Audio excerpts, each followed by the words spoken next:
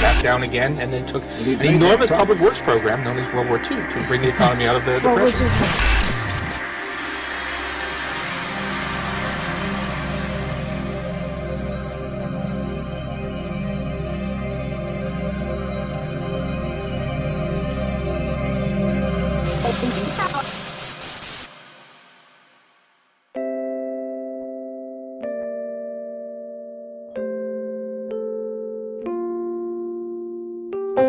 What is the broken window fallacy?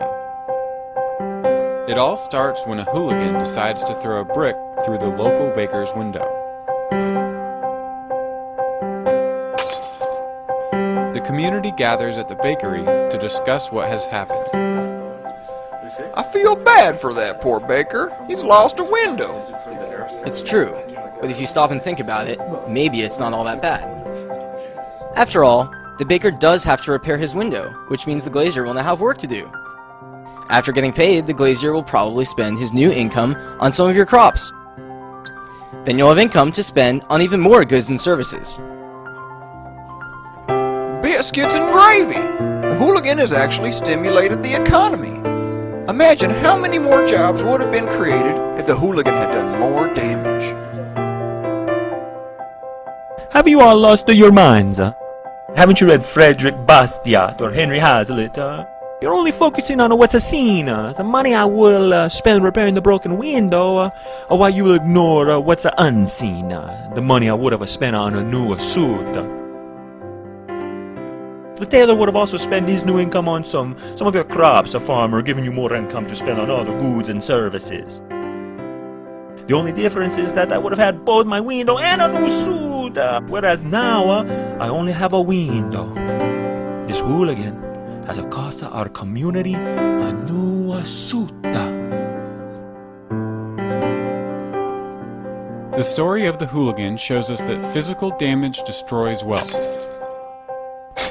After all, if the hooligan's act actually did stimulate the economy, then society would have been better off if he had destroyed the sign, the building, and the rest of the town. But the broken window fallacy is much more prevalent than it may first seem. In fact, it remains at the core of mainstream policymaking. For example, when the government claims to create jobs by financing public works programs, such as construction, it does so at the expense of its citizens in the form of either higher taxes or inflation. The citizens would have spent their tax dollars on other goods and services, like refrigerators or surfboards or movie tickets, which would have increased job growth in those industries. Because these goods will never be produced, however, these potential jobs remain unseen.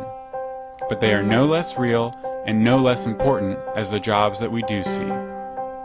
So if you ever hear of the stimulative effects of wartime spending, tariffs, or stimulus bills, know that this is merely our old friend, the broken window fallacy, dressed in new clothing and grown fat beyond recognition.